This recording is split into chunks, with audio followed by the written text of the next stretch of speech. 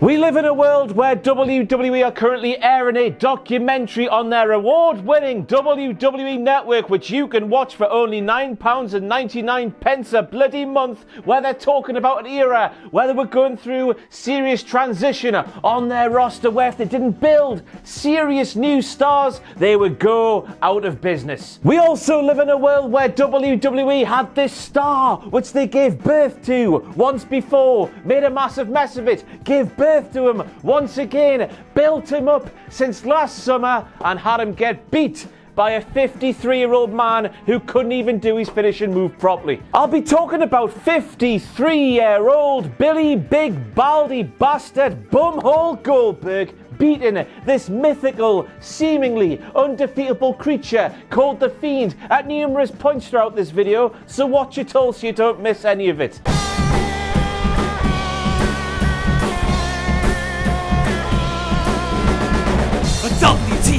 WTF!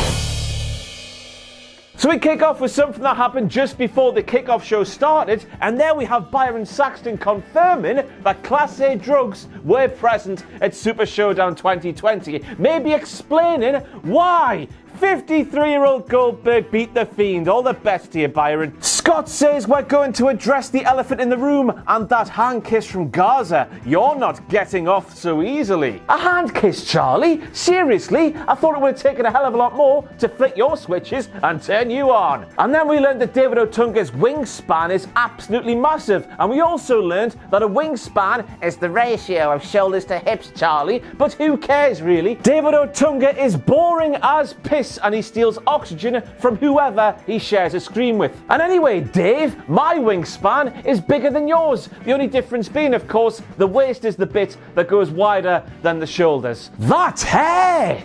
No, man, that's hair!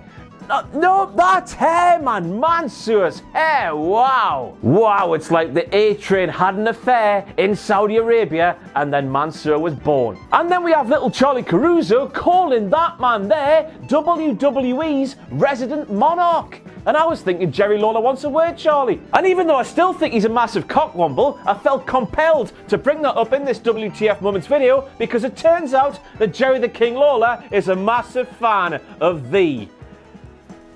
It looks like a massive block of frozen piss, or maybe, just maybe, a lovely sculptured thing of jelly. Wibble wobble, to wake on a plate. And I was left asking who in their right mind would want that monstrosity, despite the fact, of course, that's the most prestigious trophy in the history of either frozen piss or jelly. So while hyping up that Tuwaiq frozen piss jelly gauntlet match, Charlie Caruso asked Scott Stanford and David Otunga, Scott and Dave, do you reckon you can see any superstars teaming up to take out another competitor in the match? And bless David Otunga and his really massive wingspan and his really boring face, because he was so polite when he replied to Charlie Caruso. I think it would be difficult for that to happen, Charles. However, man, Charlie, it's a gauntlet match. There's only ever going to be two superstars in the ring at any one point. How could superstars gang up on other superstars when there's only one on each side of the ring? And then Charlie begs the biggest question of all the question. What would a win in the Tuwaiq jelly frozen piss gauntlet match do for the career of that winner? Will it elevate their career to different levels of jelly and frozen piss, Charlie asks. And I was left asking the question, Charlie, is there any real need for you to ask that question? Let's take a little trip down Saudi Arabia memory lane. Braun Strowman, Mansoor, Colonel McSweaty Bollocks when he became the best in the world. Who else is there? Gallows and Anderson. Quite frankly, Charlie Caruso, winning a thing in Saudi Arabia does bugger all for your career. It's a piss take, isn't it? Can somebody finally tell Jomo the Slammies are not a thing in WWE anymore? That promo there is the second time he's mentioned them on screen since he returned to WWE, and I don't actually think he knows they're not a thing anymore. It's still 2011 in his head or something. I mean, what does that matter? It's still 2003 in WWE's head. The Fiend got beat off Goldberg. Ha ha! They don't look like they've changed in 20 years. David, wake up, you boring bastard, said Scott Stanford, word for word. Thankfully, I was thinking, The Miz has Scott Stanford, because if The Miz still looked like that in the year 2020, he would have his children repossessed by social services. Maybe.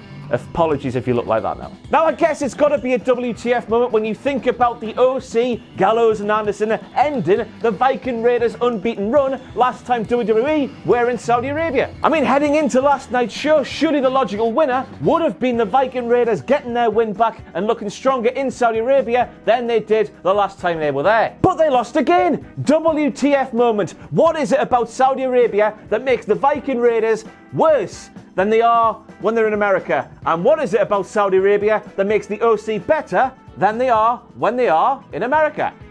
It's Bizarro Land!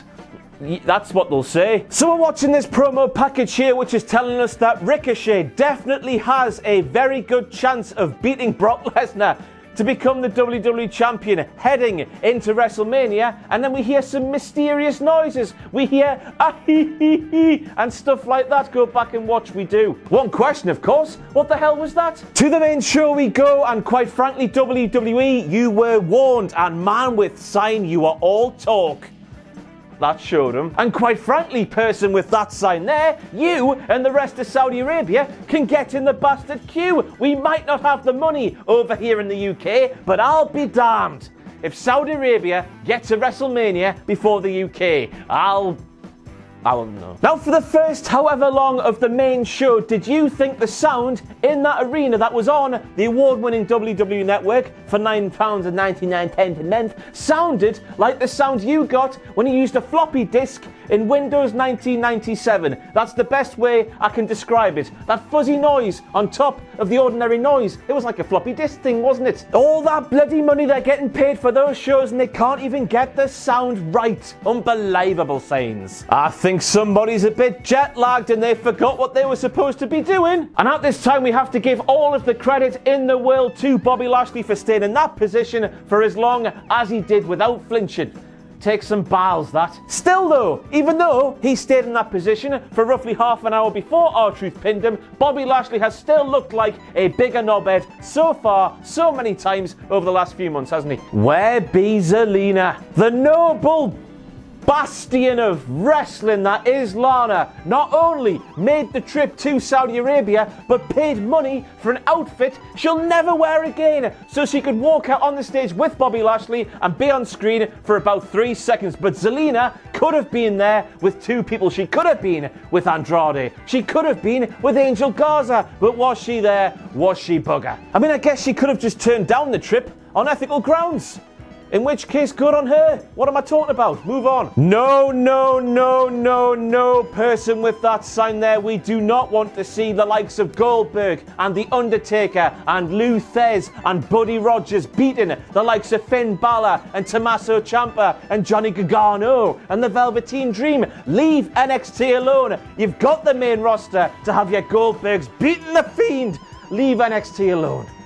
Spat everywhere, I'm not angry. And then we have Andrade's really weird elimination. Was this supposed to happen? I don't know. Andrade goes for the spinning elbow. He gets it a bit wrong, or Truth's in the wrong place. I can't work it out. I'm not a wrestler. Truth ends up planting a massive big old forehead on the back of Andrade's head. Andrade tumbles down. Truth falls on top of him, and that's how Andrade gets eliminated from the match after Bobby Lashley had beat down R-Truth. Surely Andrade should be beat down. R-Truth, should he not? That wasn't supposed to happen. Hack theory. Erick Rowan is really pathetic, isn't he? And I say this because he drop-kicked R-Truth onto the steel steps, which sent that cage of his flying to the floor. He lost his rag. He got himself disqualified. Then he beat up R-Truth some more. In the middle of the ring then, Erick Rowan screamed at R-Truth. I've forgotten. What the hell did he scream? Don't touch my things. Like a petulant teenage boy. Grow up, man, Eric. You're a full-grown man with a lovely, luscious beard. This was the official ruling in the first ever massively prestigious Tuwaiq Mountain Piss Jelly Trophy Gauntlet match thing. This is what the referee said. If AJ Styles' opponent doesn't make it to the ring by the referee's count of 10, AJ Styles will be declared the winner. Those were the rules, referee, and since you didn't learn those rules, you will be eaten in your sleep. That's a thing that will happen, Dwight K. Schrute. So the referee starts counting. Alan's having a great time counting along with him. We cut to backstage. We see Gallows and Anderson on the floor like a pair of floppy ball pancakes. Then we see the Undertaker come on the screen, the lights go down, and the referee stops counting. Why did he stop counting? The only person he should be counting was Ronald Mysterious, who was AJ Styles' opponent. There could have been an earthquake, an explosion, anything could have happened. No matter what did happen though, the referee should have counted Ronald Mysterious out for the count of 10. Undertaker had absolutely nothing to do with that match, and what's more, he took a full 5 minutes at least to get down to the ring, in which time the referee did not count once. What is that referee doing? The sanctity of the Tuwaiq Mountain Jelly Piss Trophy is gone. Bastardized completely before it even began. And then to make things worse, after AJ Styles walked down to the ring, he danced a bit, he threw a couple of kicks, he threw a couple of punches, he did a submission move, he stood up, he counted flamboyantly with the referee, he sat there for a full 5.5, 6, 7, 8, 9, half an hour as the Undertaker undertaked himself to the ring. He didn't walk, that's not walking. After having so long to, keep on his toes and do what the athletes do, he wasn't tired, he could not have been tired. One choke slam is all it took to pin the phenomenal AJ Styles. And by the way, it was one botchy McBotch-faced choke slam as well. AJ Styles might as well have been a human bar of soap. That's how little control Taker had when he had him up in the air. Undertaker took the absolute piss. He saw the prestigious Jelly Piss Trophy and thought, I'll have that if I want it. He came down to the ring, and what's worse is the fact he didn't even take off his hat or his coat. Finally, having a hat that is obviously too small for his big old head paid off because it didn't come off. Now, I know we've had a really bad precedent set in Saudi Arabia when it comes to WWE trophies, with Shane McMahon being crowned the best in the world, and we're there again, aren't we, for some reason? A quick reminder, Undertaker was never even in that thing. This, let's just treat it like a sport, shall we? The Euro 2020 finals in the summer. Scotland never ever qualify for anything, ever. They could just rock up to the final on finals day and say, hey, well, playing in that one there, we're gonna have a bet. And then just play the game, even though they didn't qualify or reach the final. That's what we're doing here, and that's a load of bollocks. I want better for the Tuwaiq Mountain Piss Jelly Trophy. And then to make it even worse, after winning a trophy, the most prestigious trophy in the history of jelly and or piss, a trophy he should never have been close to in the first place, Undertaker, does he want to touch the bloody thing? Does he bollocks? I mean, I can't blame him. It was made of frozen piss. I wouldn't want to touch that thing if it was made of my own piss. It's still piss. Piss on your hands. There will never be anyone like The Undertaker, said Michael Cole. And I was thinking when he said that, I mean, there could have been, couldn't there?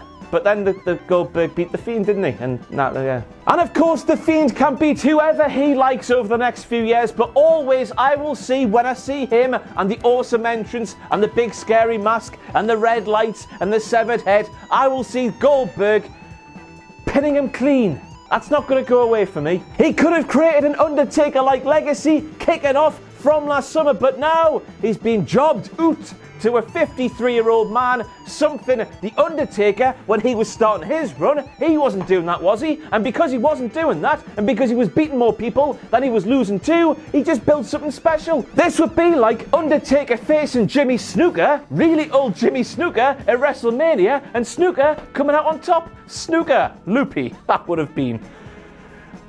Kofi Kingston's title is upside down, and even though that means absolutely nothing, if I didn't point it out, you would call me names, and I'm scared of you, so there you are. That there is the result of Kofi Kingston doing his trust fall dive thing over the top rope, and The Miz not being there to catch him. And I know Mike is supposed to be a heel inside the ring, but I'm starting to think after conduct like that, he might just be a massive knobhead outside the ring. They're presumably friends backstage, Kofi Kingston and The Miz. I'm sure they played basketball together. I'm sure Kofi said that on the New Day's podcast, and The Miz let him fall to his death like that. What a prick. I know you could be saying, Ross, that spot was planned, what are you talking about? But go back and watch that fall. I don't think Kofi would willingly do that without having somebody there to catch him. Surely not. Now, this shouldn't be a shock considering Super Showdown 2020 was in Saudi Arabia, the land where WWE cannot get past 2008, no matter how much they try. But The Miz and John Morrison beating allowing the New Day to become the new SmackDown Tag Team Champions, that's a WTF moment for me. It was a shock.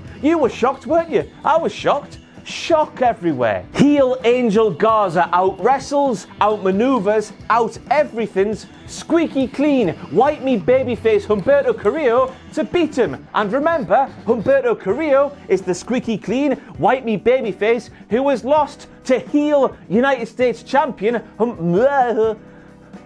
Andrade roughly 1 million times after being out-wrestled and pinned clean by the heel last night, and after losing so many times to a heel like he has on Raw over the not too distant past. I reckon Humberto Carrillo's career, easy for me to say, is f***ed. Am I looking at that match there with too much of a traditionalist point of view? I don't know, but it felt weird for the heel to just out-wrestle and out-flip and all that stuff on the mat and then pin him clean. Humberto. Anybody else find it a bit weird that the Street Profits were wearing the colours of the Jacksonville Jaguars? The same Jacksonville Jaguars who have Tony Khan and his father involved in some capacity, and the same Tony Khan and his father who are also involved with All Elite Wrestling. And that isn't Saudi Arabia green before you go and say anything. I watched the 2002 World Cup. They have a darker green. Honestly, they do. So Street Profits to AEW confirmed they are. And we'll make it a WTF moment because it happened again. They're teasing something here. The glitch. It's Ali, isn't it? It's got to be Ali. Maybe. Come on, Ali. And then we've got to make it a WTF moment with a huge scoop I managed to get on Twitter last weekend when Michael Cole said during Super Showdown that Dolph Ziggler was the one to ruin Otis's date with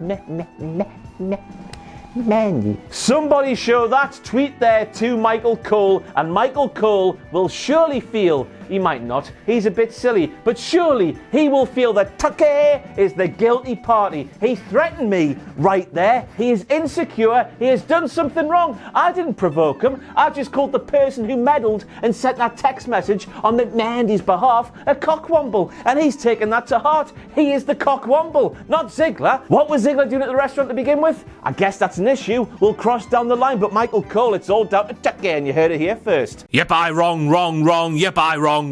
So next up we have Corey Graves saying that Dolph Ziggler has fantastic cardiovascular conditioning, and then Byron Saxton adds that's got to give Dolph Ziggler the advantage against Mansoor. Mansoor, of course, who is a physically fit human being man who wrestles twice a year. While Ziggler's going up and down the roads, working the towns like a bumping man, 5 to 6 to 7 to 12 times per week, Mansoor gets to sit at home. He goes to the PC gym for a couple hours. He keeps himself in shape. He's got a full 6 months to prepare for every single one of his matches. That cardiovascular malarkey, Mansoor's the one who's got the advantage. And a direct quote from that cardiovascular beast Mansoor right now, when he said, "And tonight we showed WWE we are here to stay." Could you imagine the faces of every single superstar who was backstage at Super Showdown 2020, who went through the turmoil of trying to get home from whatever Saudi Arabia show it was last year? Mansoor, what do you like? 1 minute and 30 seconds and the WWE Championship match was over. Trevor Ricochet didn't get one move in, not one. And I fully understand that Brock Lesnar is on the way to WrestleMania, and after watching what Brock did to Trevor when Drew probably beats Brock, that makes that achievement from Drew all the more impressive. But still, as for Ricochet, he looked like a cook. Yes, you could say that a man the size of Lesnar should be doing that to a man the size of Trevor Ricochet, but in the wrestling, we've set a precedent over the past how many years? The last 2 or 3, maybe 3 or 4. And for Trevor not to hit one single move, that is unprecedented. What a cook. I'm not going to do the impression because I want you to digest the following direct quote from one Michael Cole when he was speaking about that match there. A steel cage match that will determine one of SmackDown's classic rivalries. Classic! He can't lock the door, said big baldy bastard Baron Corbin. And this happened after Roman Reigns put his own steel chain thing around the door and locked it with his own padlock. It's almost as if big baldy bastard Baron Corbin has never ever seen a WWE steel cage match, because they all get chained shut, don't they, the doors? Don't they? They do, don't they? They do. It always happens, man, big baldy bastard Baron Corbin. What's the difference if Roman Reigns is the one to do it? And anyway, since Reigns is a big dog, it's going to be a lovely chain, isn't it? Because it goes around his neck when he goes home. And once again, I'm not going to do the impression. Simply digest what Michael Cole said here about big baldy bastard Baron Corbin against Roman Reigns. What an unbelievable rivalry. What an unbelievable rivalry between these two superstars. I mean, I guess unbelievable is a word for it, Maggle, but I don't think unbelievable works in the way you are intending for it to work there. You just look at the sheer length of this feud that should have ended months and months and months ago. You've got the man in the dog costume, big baldy bastard Baron Corbin's awful Chihuahua bark video thing, the copious amounts of dog food. A lot of this crap has been unbelievable, but not in the way you meant it. Now it's time for the obligatory Bayley title reign length rant that you are sick to the piss and tits of right now, but I've got to mention it because they did it again, and quite frankly, why? Why is it happening? If you know, let me know. Made a grave mistake, Corey. Bayley hasn't competed in a one-on-one match against Naomi, Corey Graves said. WWE at Fargo, 16th of August 2015 at the Fargo Dome in Fargo. That's a lot of Fargo. Naomi defeated Bayley. WWE at Corpus Christi, 3rd of January 2016, the American Bank Center in Corpus Christi, Texas. Bayley defeated Naomi. So this is actually the 3rd. Corey. Obligatory second rant about Bayley's reign, because this time Michael Cole claimed that she is the longest reigning SmackDown Women's Champion in the history of that title, even though as we stand here today, she is still 6 days short of Charlotte.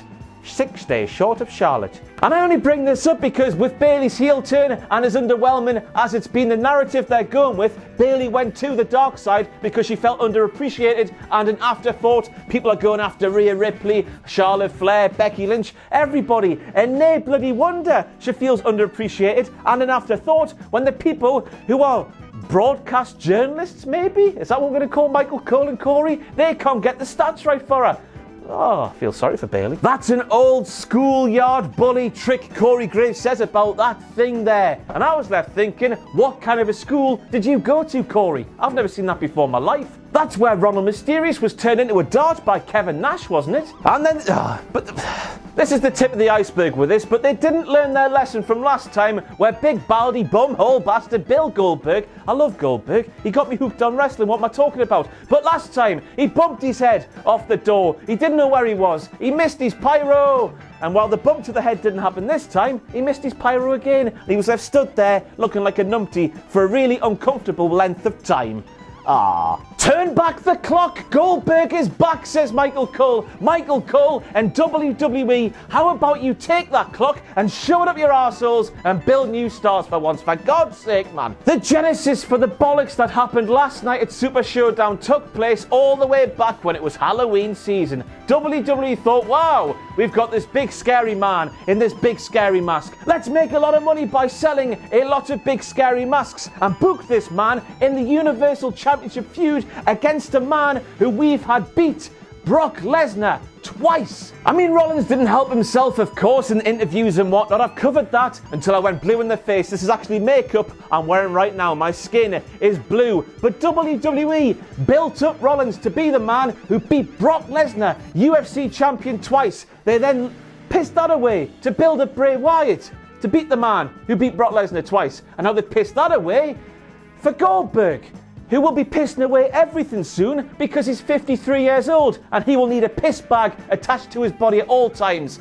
soon. Quite frankly, everybody, Bray should never ever have been in there. We would never have gone through that mess inside Hell in a Cell, but eventually they did the thing they should have done inside Hell in a Cell with Bray beating Seth for the title. The title, of course, they should never have had him in there for. This unbeatable, mythical thing should not have been booked against the man who had only recently beaten Brock Lesnar twice, because one of those things has got to lose, and neither of those things should be losing for a long bloody time. And think about what happened in that match last night, and think about the 1 million curb stomps the Fiend survived from Seth Rollins, the attacks with the big sledgehammers and the chairs, the attempted murder with the pyrotechnics in Saudi Arabia last time. Goldberg did a few spears and half a jackhammer, and that beat the Fiend, the same Fiend who survived all that. That does not add up. And then we get to the argument that Goldberg should have won last night, so Goldberg, Big bloody Goldberg, is the Universal Champion heading into WrestleMania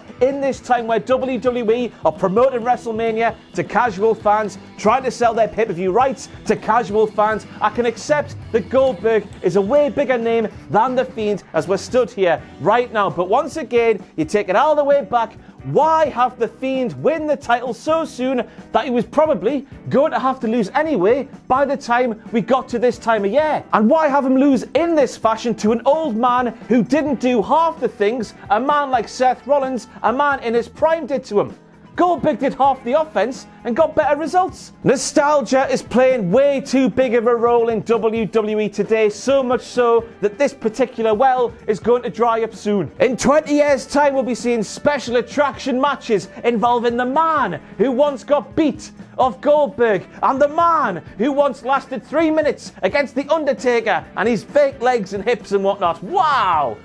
We'll be in for some treats there. Build new stars, man. As I said at the start of this video, they are currently airing a documentary detailing how the company had to start again, basically. The Rock went to Hollywood. Stone Cold had to retire. The big names were gone. Cena, Batista, Orton et al. All created. And, you know, they did all right, didn't they? 18 years have passed since the Ruthless Aggression era started. And all we've had on a proper big level, as close to Austin and Rock as we can get, is John Cena. One name, 18 years.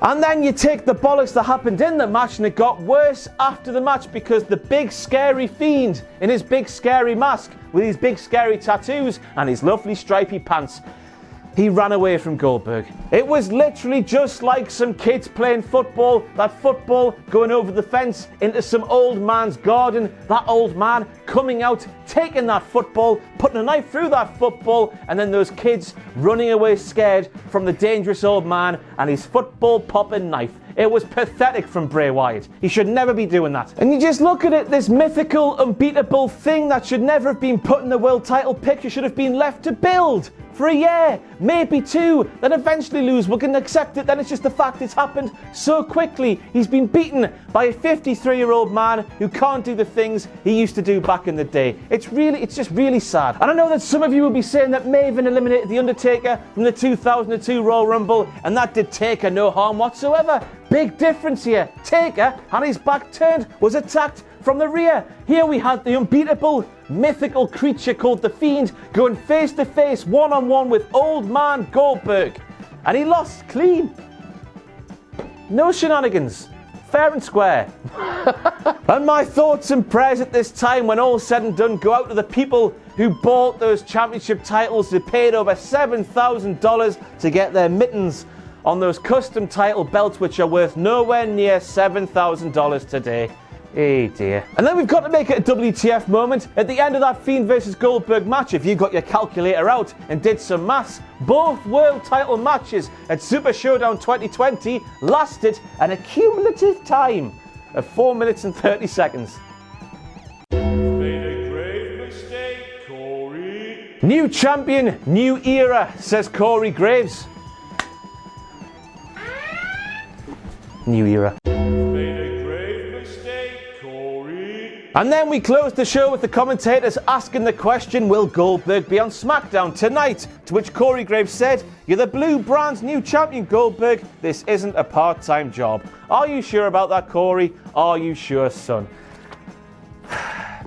And so that's it for your WTF moments from Super Showdown 2020. I am dejected. No other word for it. Fiend versus Cena at WrestleMania. I personally think they did this to The Fiend last night to make a defeat to Cena, so Cena can then go on and win the 17th world title, a bit more palatable. He's lost once. What's another defeat? Reigns versus Goldberg. Make Goldberg the uber heel. You've got to, for God's sake, and get Reigns cheered. I cannot accept that all The Fiend has been sacrificed for the good of Roman Reigns. We're back in 2016 where everything's about Roman Reigns again. He was doing fine as he was doing. I'm lost for words. I don't know anymore with this company. I mean, it's a weird to say that in 2020, isn't it? I'm rambling now. I just don't know what to say. I'm just dejected. I'll see you next time. Thanks for watching. Let us know what you think in the comments below. You can follow us on Twitter @Cultaholic. You can find us on Facebook at facebook.com/Cultaholic. And if you enjoy what we do here at Cultaholic, you can play us to our Patreon page, patreon.com/Cultaholic. Hit subscribe and join us